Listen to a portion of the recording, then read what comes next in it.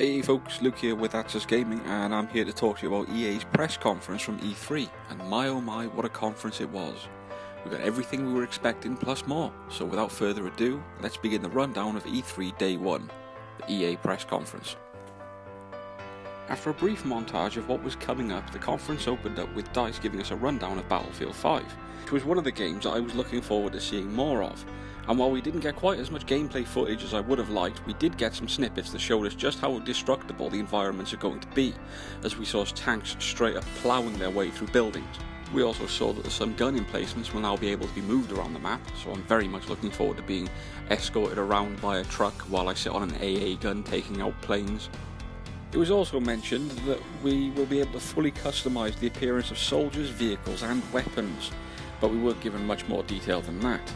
They seem to take great pride in telling us that there will be no loot boxes or a premium pass, but let's not kid ourselves, this is EA and so there will be some sort of monetization, and I'm thinking that may be one of the missing details from the customization system.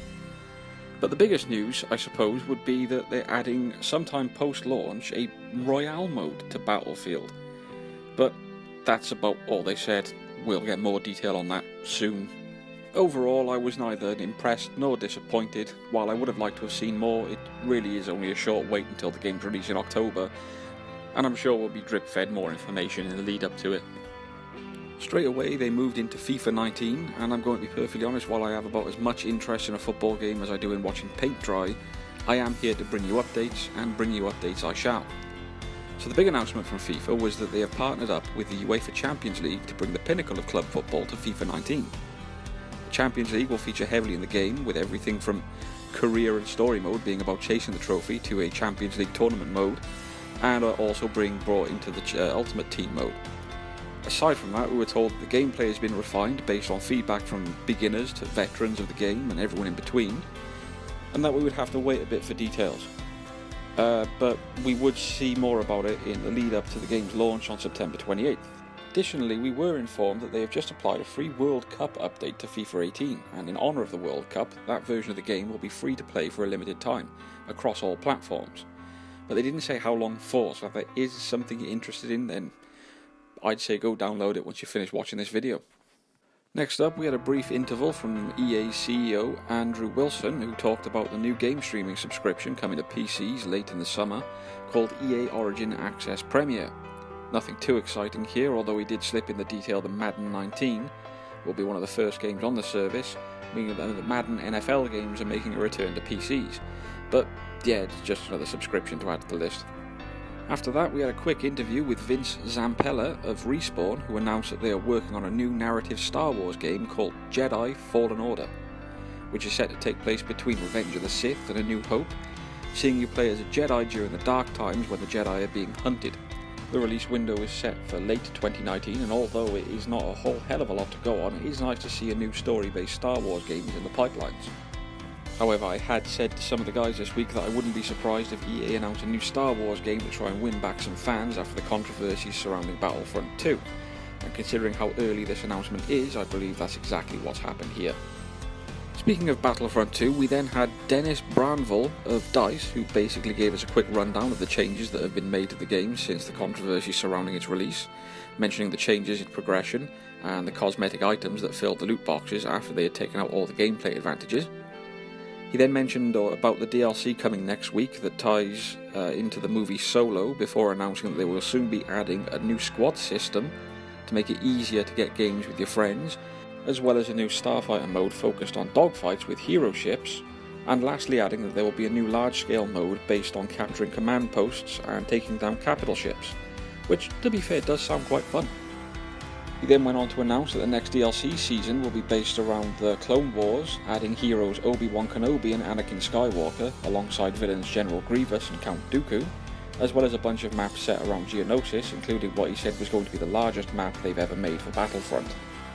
And I'll be honest, that was the bit that got me. I haven't played Battlefront 2 yet, as I was put off by the original loot box system, and even though they did take it out and make significant changes, it wasn't enough to reignite my interest. However, all the new modes coming and being able to play as General Grievous have tipped the scales back in the game's favour, and so I picked it up after the conference finished, although that was mostly because they had a really good discount on the Xbox store. And now we get to my favourite part of the conference, the announcement of Unravel 2. Not just because I was a big fan of the first game, but because I couldn't help but laugh at the timing of the quote. This game is about fresh starts and second chances, that being used just after the Battlefront II portion of the presentation. Joking aside, this very much took me by surprise. I knew EA were likely to announce a new indie game, but this came out of nowhere, building upon the first game, which saw you play as a small being made of yarn, traversing stunningly detailed environments in a 3D side-scrolling puzzle game. The sequel now adds another yarn guide to the game, with both of them tied together, adding co-op to the platformer, as well as still being able to play it solo. When playing solo, you'll be able to have one of the yarn dudes carry the other one for ease of movement, but still be able to switch between the two individually to solve new intuitive puzzles that require both yarnies working together to solve. This game looks truly fantastic, and I don't even have to wait to play it. It's out right now, seriously. They announced and released it at the same time. Well done, EA. Well done. Next up was a brand new indie title that EA are bringing to us called Sea of Solitude. The game looks to take place in a flooded world, and the story will focus on how loneliness can turn people into monsters. You take control of the main character Kay, who has become herself a monster through the negative emotions brought on by her loneliness in this seemingly empty world, as she attempts to traverse the vibrant landscape while constantly being hindered by horrific creatures that seem to be manifestations of her negative emotions such as fear and self-doubt. I've got to say, I'm looking forward to this one releasing in early 2019. I'm very keen on narrative games that tackle weighty issues such as mental health, and you usually find that these are the games with more passion and care put into them. After that, we had a very short trailer for NBA Live 19. Like FIFA, this is not my kind of game, but judging from the trailer, there's going to be a lot of customization options for you making your own player, and seemingly a big focus not just on professional level basketball, but also street pickup games. It's set to launch in September 7th.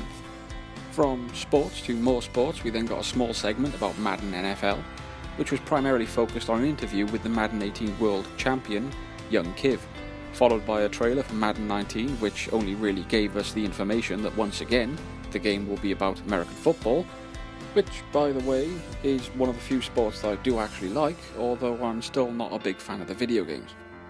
The last surprise announcement was a mobile real-time strategy game in the Command & Conquer series called Command & Conquer Rivals. Instead of the usual big open maps that are typical of the RTS genre, the game will take place in a small arena with 2 player bases either side of the screen, a nuke in the middle and 3 capture points around it. The aim is to capture the majority of the points to charge up the nuke and launch it at your opponent's base to win a round. Winning 2 rounds will win you the game. This announcement did kinda grab my interest. I usually prefer my strategies turn-based, but I don't mind dipping my toe into the realm of real-time now and again. The game will be releasing on iOS and Android devices, with no release date set yet, but those on Android have the opportunity to play it now in its pre-alpha state by downloading it from the Play Store. Unfortunately, I'm the one at That's Us Gaming with an iPhone, so I guess I'll have to wait. Or hopefully one of the other guys will get it so I can have a bash and see what it's like. Lastly, we got what most people are probably waiting for, news on BioWare's new title, Anthem. Most of the segment was a Q&A with some of the developers that told us that the game will be a single-player story in a multiplayer environment. I think the phrase they used was, "Our world, my story." They spoke about how they were going to be a blend of single-player and multiplayer into the game, and described it as when you're on a mission in the open world, that's a shared environment for all players. But when you turn in a mission, you go to your home base, which becomes a single-player mode, and then that's where you see the story unfold with no one else around. Which sounds great, but I'll be keeping an eye out for more details at a later date. We also got to see the 4 different Javelin suits that you'll be able to choose from, the Ranger, Colossus, Interceptor and Storm suits. Then we were treated to a bit of gameplay demo featuring the Colossus suit in all its heavy weapons glory. The game looks great. It's probably not a day one purchase for me just yet, but it has the potential to be when we find out more. Oh, when they announced it'll be dropping February 22nd in 2019. It won't feature any loot boxes or a premium pass, but it will feature paid for cosmetic items. And that was it. All in all, it was a good show. Like I mentioned earlier, my personal highlight was getting Unravel 2 today. I've already installed it and played it for an hour. It is great. I think they nailed it with their indie game announcements. We already knew the conference would feature sports, and more sports. And it was good to see more from Battlefield and Anthem. A good start to E3, and I hope that all the other conferences are just as exciting. I'll be providing a roundup like this one for each day, but those videos may be a bit more brief as I only had one conference to write about today, and the next few days have 2 or 3 of them. Feel free to let us know what you think of the announcement made by EA in the comments. Please feel free to like, share and subscribe, it really does help us, and as usual, thanks for watching.